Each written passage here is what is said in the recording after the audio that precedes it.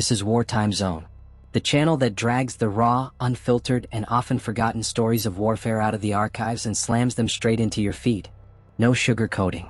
No lectures. Just the cold, hard truth of what actually happened when men, machines, and pure desperation collided on the battlefield.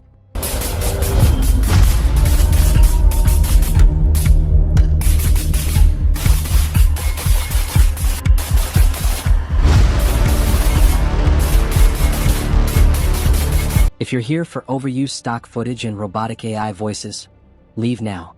If you're here for the moments that made generals sweat, soldiers cheer, and entire tactics change overnight, grab your headphones, turn the volume up, and lock the door. Welcome to the Wartime Zone. October 20th, 1944. Just before first light. The eastern sky over Leyte Gulf is still the color of dried blood when the horizon begins to fill with steel. 750 ships, the largest amphibious force the Pacific has ever seen, stretch from Cape Calavite in the north to Surigao Strait in the south. Aircraft carriers, battleships, cruisers, destroyers, troop transports, LSTs, LCIs, LCTs, and a floating city of supply ships. More than 200,000 American soldiers and sailors are about to pour onto an island most of them couldn't have found on a map 6 months earlier. Aboard the light cruiser USS Nashville, General Douglas MacArthur stands on the port bridge wing in pressed khakis, corncob pipe clenched unlit between his teeth, staring at the dark line of land as if he can will it to burn. He has waited 2 years, 7 months, and 16 days for this morning. Every night in Australia and New Guinea he has fallen asleep to the same promise echoing in his head: I shall return. Now the moment is here and the old theatrical instinct takes over. He orders the captain to hold position until the exact minute the first landing craft touch sand. He wants the photographers ready. He wants the world watching. At 9:57 the ramps drop on Red Beach and White Beach, just south of the little fishing village of Palau.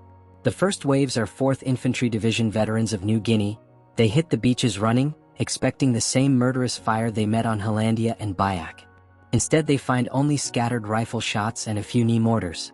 The Japanese 16th Division, stretched thin across 400 miles of archipelago, has chosen to fight inland, not on the waterline. By noon the beaches are secure.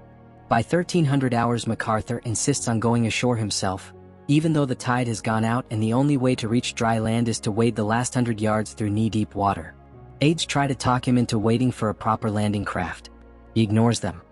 He steps off the ramp into the surf, water soaking his perfectly pressed trousers, sunglasses flashing in the tropical sun, and delivers the line he has rehearsed 1,000 times in his mind.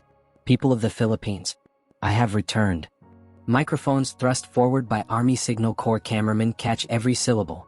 The broadcast is beamed live to the United States, where it is 3 a.m. on the East Coast and millions of Americans sit bolt upright in bed, hearing the voice of the man who refused to surrender in 1942 now announcing victory is finally in sight.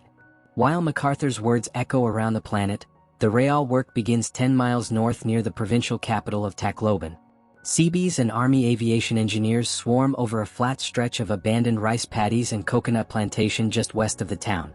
Their mission: turn this swampy field into a working fighter strip in 7 days or less. They have bulldozers, carryalls, steel planking, and a limitless supply of sweat and profanity. The ground is a nightmare. 6 inches of topsoil floating on 2 feet of seawater. Coconut logs are dragged in to corduroy the worst sections. Pierced steel Marston matting is unrolled like giant metal carpets, hammered down with sledgehammers and sheer rage. By the night of October 26, the strip is 2,500 feet long, barely enough for AP-38 with a careful pilot and a lot of prayer. At 10:14 a.m. on October 27, the first lightning, callsign Lucky 13, comes screaming in low over San Juanico Strait, flaps down, props reversed, and kisses the steel with a screech that every man on the ground will remember for the rest of his life. Tacloban airstrip is officially open for business. Now it has to stay open. Because the Japanese are not finished with Leyte by a long shot. General Tomoyuki Yamashita, the Tiger of Malaya, has been given overall command of the Philippines defense, but his real orders from Tokyo are brutal in their simplicity. Bleed the Americans for as long as possible, tie down as many divisions as possible, keep them away from the home islands. He has 250,000 troops scattered across Luzon, the Visayas and Mindanao, and he intends to use every one of them. Leyte is only the opening act.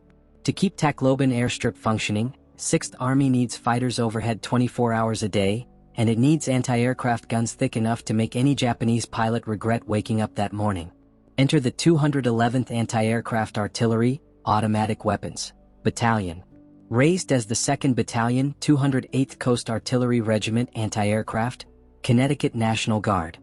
Federalized January 6, 1941, 10 months before Pearl Harbor. Trained at Camp Edwards, Massachusetts, in the middle of the coldest winter anyone could remember.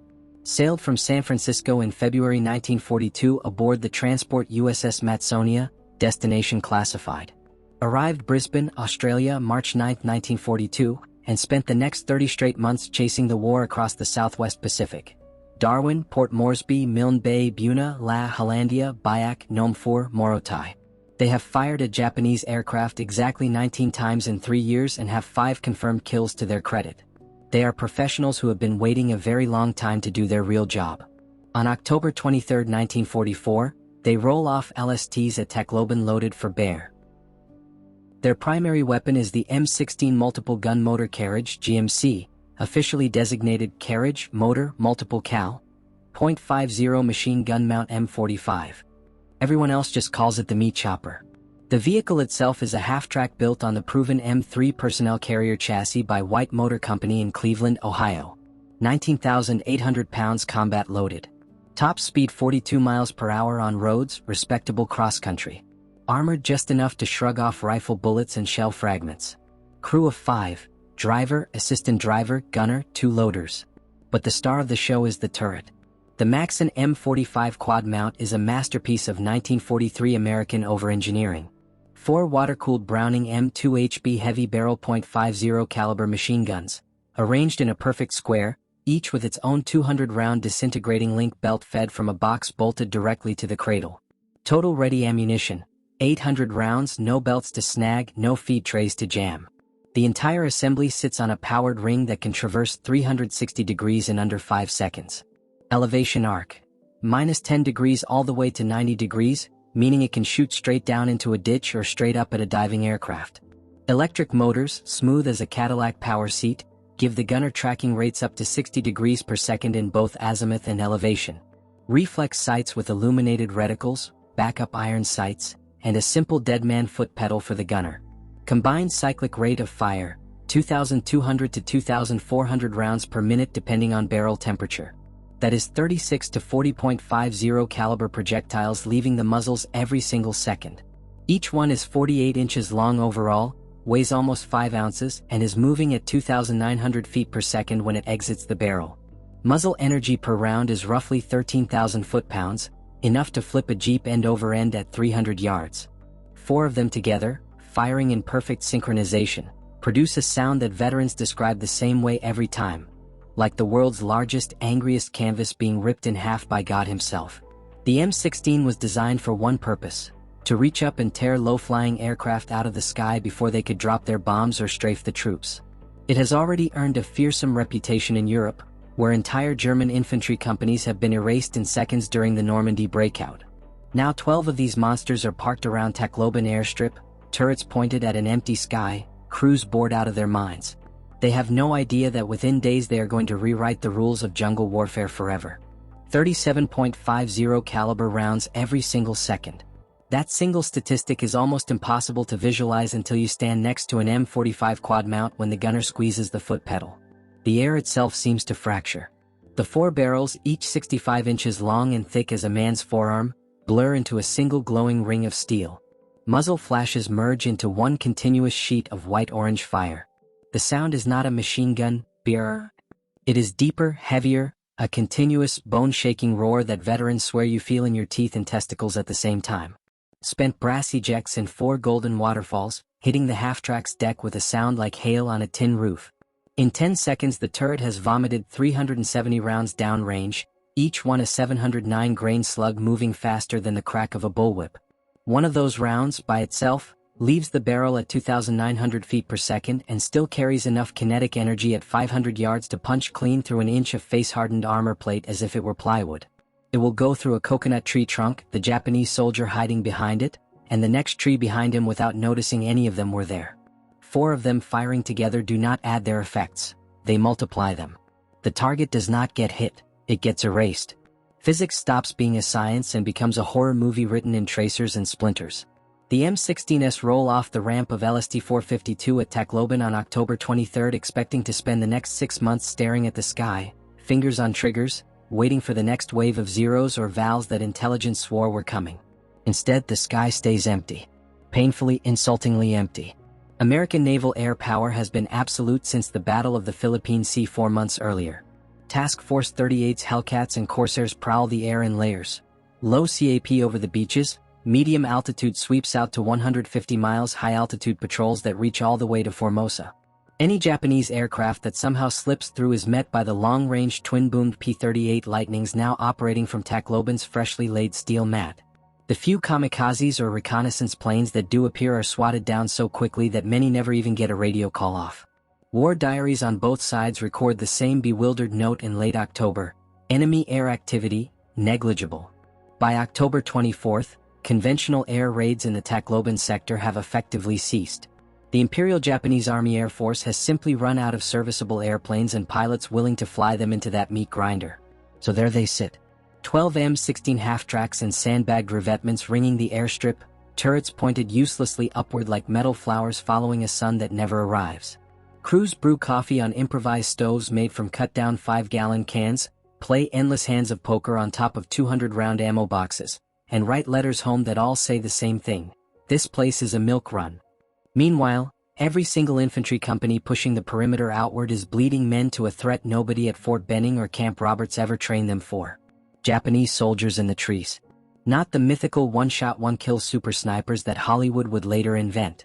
Just regular Imperial Japanese Army infantry, kids from Osaka and Hokkaido who had been issued one Type 99 rifle, 5 30-round clips, and orders to make the Americans pay for every yard of Philippine soil, who discovered a simple, brutal truth of triple canopy jungle: height equals invisibility.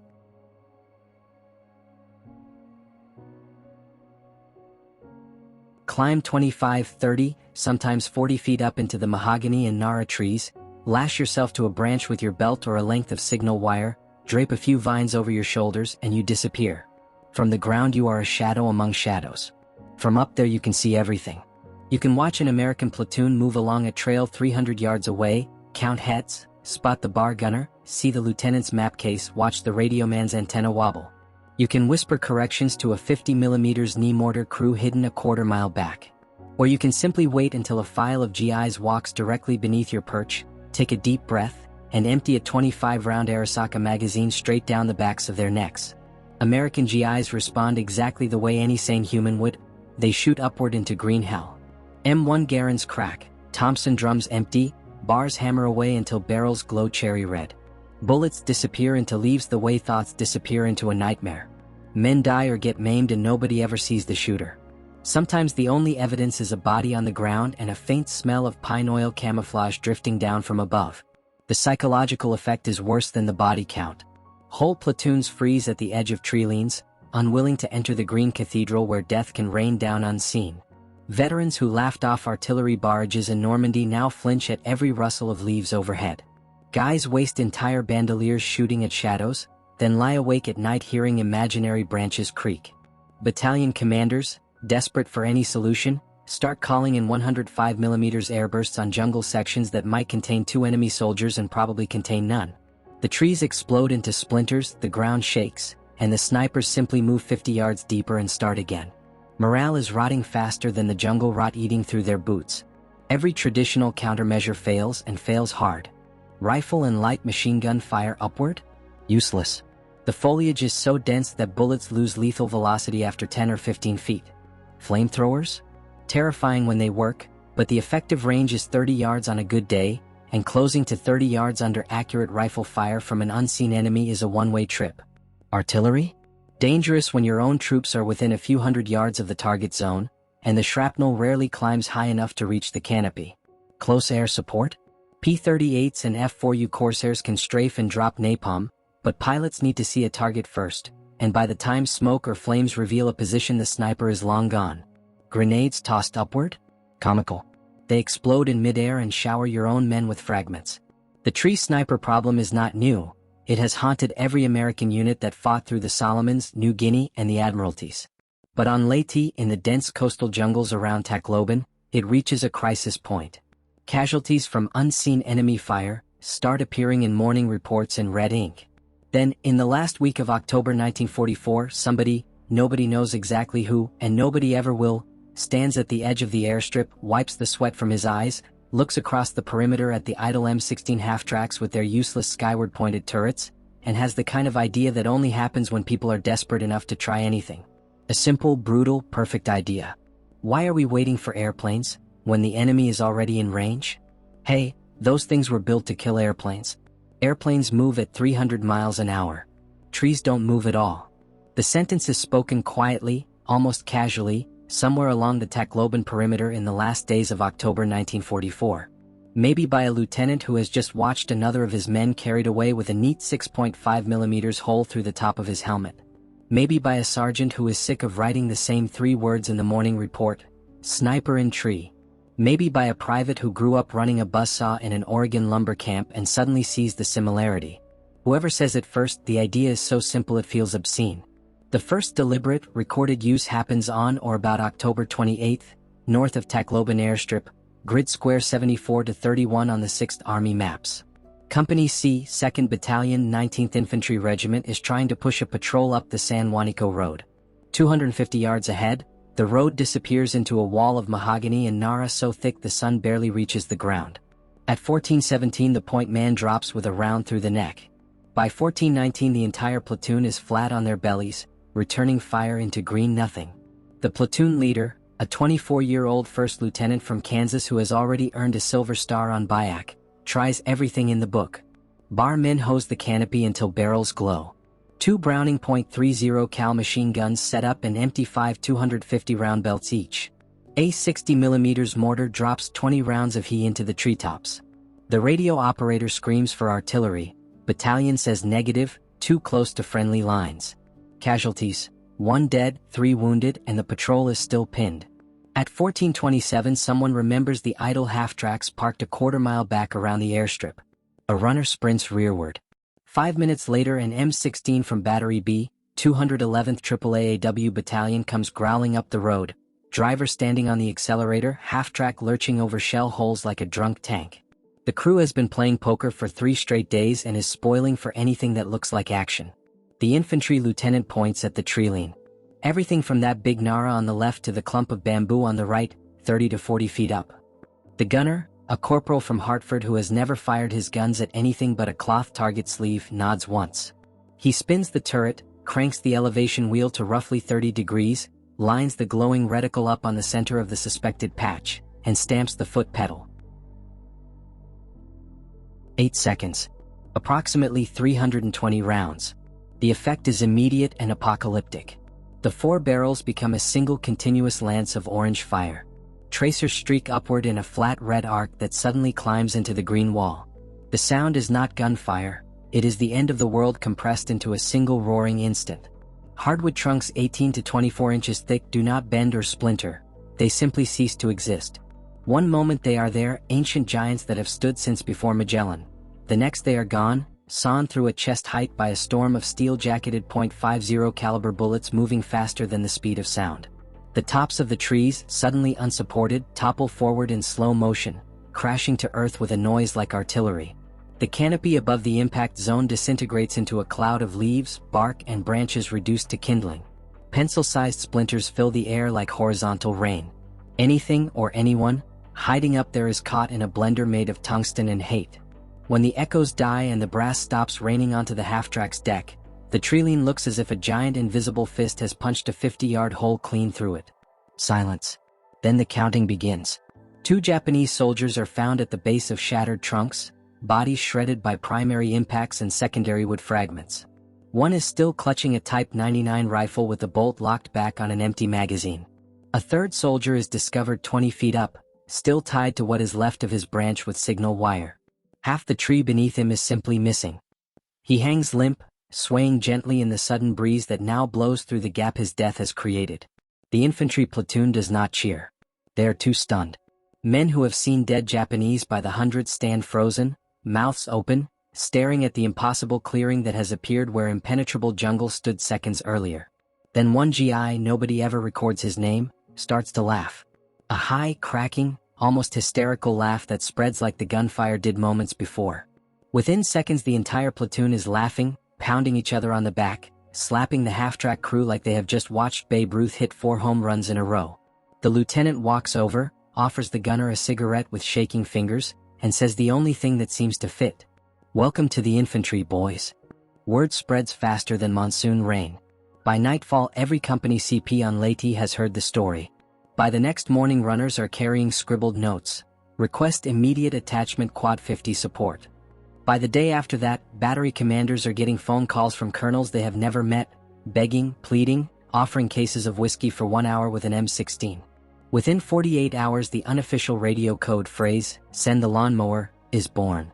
Within a week the tactic has a formal name in 6th Army logs, anti-tree missions. By the time 6th Army storms ashore at Lingayen Gulf on Luzon in January 1945, the transformation is complete. Anti-aircraft battalions are no longer parked around airfields pointing at empty sky. They are attached directly to infantry regiments, sometimes to individual battalions, with 2 standing missions written in grease pencil on every vehicle's dashboard. 1. Shoot down any Japanese plane stupid enough to show up. 2. Cut down any tree stupid enough to have a Japanese soldier in it. The Imperial Japanese Army learns the new rules the hard way. Recovered documents from the Luzon campaign contain orders that read like surrenders. Effective immediately, prolonged occupation of elevated positions is forbidden. Observation posts will be manned for no longer than 5 minutes. Tying oneself to branches is prohibited under pain of court-martial. The meat chopper has spoken and the jungle itself is no longer safe.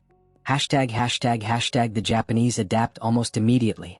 By the first week of November 1944, the Imperial Japanese Army on Leyte already knows something has changed in the jungle.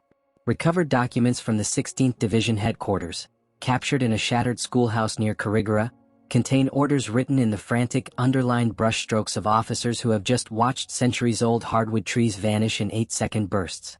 One directive, dated November 6, 1944, reads in part, "American heavy automatic weapons, believed 4 machine gun mount on half-track vehicle, possess capability to destroy entire trees in seconds. Elevated positions previously considered safe are now suicidal. Personnel are forbidden to remain in trees longer than absolutely necessary for observation. The practice of tying oneself to branches is prohibited effective immediately under pain of summary execution. Observation teams will ascend, report, and descend within 5 minutes. Any soldier found lashed to a tree after engagement will be considered to have committed suicide by enemy fire." Another recovered field notebook from a company commander in the 33rd Infantry Regiment contains a hand-drawn sketch of an M16 half-track with the caption, translated, "Demon Wagon. When you hear the long tearing sound, run the opposite direction. Do not engage. The Japanese try everything. Some units attempt to turn the weapon's signature roar against the Americans. The tactic is simple on paper. Wait in concealed positions until the quad .50 opens up on a tree lean, then launch an immediate banzai rush while the guns are cooling or reloading. It is attempted at least 6 times on Leyte and twice more on Luzon. It never works. Not once. The M16 is armored with half-inch face-hardened steel on the cab and thinner plate around the fighting compartment, enough to stop 7.7mm rifle rounds and most shell fragments. The turret itself is open-topped, but the gunner sits behind a thick armored shield. More importantly, the half-track is almost never alone. Infantry platoons quickly learn that the quad .50 is the best friend they have ever had, and they screen it like it is made of solid gold. Any Japanese soldier who breaks cover to rush across 200 yards of open kunai grass or rice paddy is met by 2 or 3 bars, a .30 caliber machine gun team that has been waiting for something to shoot at all morning, and then, if he miraculously survives that, by the quad .50 swinging its turret down to -8 degrees elevation and stitching him into the mud at 2,400 rounds per minute. Attempting to assault an M16 across open ground is not courage. It is just a faster, louder way to become red mist. The weapon earns new nicknames everywhere it goes, passed from battalion to battalion like contraband whiskey. Meat chopper, the original name carried over from Normandy and the Rhine. Krautmower, ETO humor transplanted to the Pacific by veterans who fought both theaters. Wood chipper, self-explanatory after the first demonstration. Jungle lawn mower, the most common name on Leyte and Luzon. The zipper, because when it opens up, the sound is exactly like the world's biggest zipper being ripped open at Mach 1. Logistics become a monster in their own right. 10 seconds of sustained fire consumes 300 to 350 rounds, roughly 200 pounds of ammunition and links. A single heavy day of jungle clearing can see an M16 burn through 8,000 to 10,000 rounds. That is 40 to 5,200 round boxes, each weighing 50 pounds soaking wet. 2,000 pounds of .50 BMG per vehicle per day. But the American supply chain, the real decisive weapon of the Pacific War, can feed the beast without blinking. Ammunition ships anchored in Leyte Gulf offload directly onto LSTs. LSTs beach themselves at high tide and drop their bow doors like steel drawbridges. Deuce-and-a-half trucks back up, are loaded by shirtless Seabees working in 110-degree heat, then roar inland on roads that are half mud, half bomb crater. At forward supply points, teenage ammo bearers, some still wearing the same high school class ring they left Brooklyn or Birmingham with, hump the 50-pound boxes the last mile through mortar fire because the guns never, ever run dry. The M16 crews learn to strip and reload the 4 boxes in under 2 minutes flat, working like pit crews while tracers still arc overhead. They sleep beside their vehicles, one man always on watch, because the Quad.50 has become the most valuable piece of real estate in the battalion area. The 211th Anti-Aircraft Artillery, Automatic Weapons, Battalion finishes the Philippines campaign credited with exactly 40.75 confirmed aircraft destroyed and 26 probables. The .75 comes from a shared kill with AP-38 over Ormoc Bay. That makes them the highest-scoring U.S. anti-aircraft unit in the entire theater. But the trees they erased from existence are simply not counted. No one keeps a tally of hardwood trunks sawn in half or enemy observation posts turned into confetti. The official war diaries mention extensive employment against ground targets, in the same dry prose used for weather reports. The tactic follows U.S. forces all the way to Okinawa in April 1945, where the terrain is more open but the caves and reverse slope positions still need to be hosed with .50 caliber hate. It follows them into Korea in 1950-53, where Quad .50s on half-tracks and trailers tear apart Chinese human wave attacks at Chosin and the Punch Bowl. It follows them into Vietnam, where M45 turrets are welded onto M35 2.5-ton trucks and M54 5 tons, creating the legendary gun trucks, Eve of Destruction, Black Widow, the Satisfier, that escort convoys down Highway 1 and turn ambushes into killing grounds.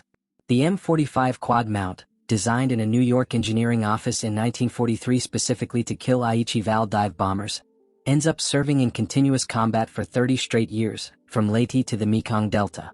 And nobody ever gets official credit for inventing the tree-chopping tactic. No general signs of formal order. No Pentagon study recommends employment of automatic anti-aircraft weapons against arboreal enemy positions. No medal ceremony ever acknowledges the unknown gunner, maybe a corporal from Connecticut, maybe a private from Oregon, who first pointed 4.50s at a mahogany tree and pulled the trigger. The innovation spreads the old-fashioned way. One platoon sees it work, tells the next platoon at the water point, who tells the next battalion over warm beer and Spam. Within weeks it is universal. Within months it is doctrine. Within a year it is simply assumed, like using a bayonet or digging a foxhole. That is how real military innovation actually works most of the time. Not in laboratories with million-dollar budgets.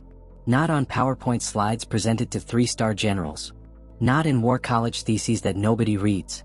But in the mud, under fire, at 1427 on some forgotten afternoon in 1944, when some exhausted 22-year-old who has not slept in 3 days and just watched his best friend die from a bullet out of the sky looks at the tool sitting right next to him and realizes it can solve the problem that is killing his friends. No citation. No footnote in the official history. Just a sudden roaring silence where a jungle used to be, and the knowledge that tomorrow the platoon can move forward again. That is the real story of the Quad.50 meatchopper. And that is why, 79 years later, almost to the week, you have never heard it told quite like this. Because the men who were there are almost all gone now. The half-tracks are rusting in museums or scrapyards. The trees have grown back. But somewhere in the archives there is still a faded after-action report that ends with 8 words no staff officer in Washington ever expected to read. Enemy sniper fire from trees neutralized. Problem solved. This is wartime zone. We don't just tell you what happened. We put you on the ground in the half-track turret, smelling the cordite and the jungle rot, feeling the recoil slam through your spine. If that's the kind of history you're here for, Smash the subscribe button, ring that bell, and lock and load for next video. Because the war never really ends. It just moves to a different time zone. See you in the next one.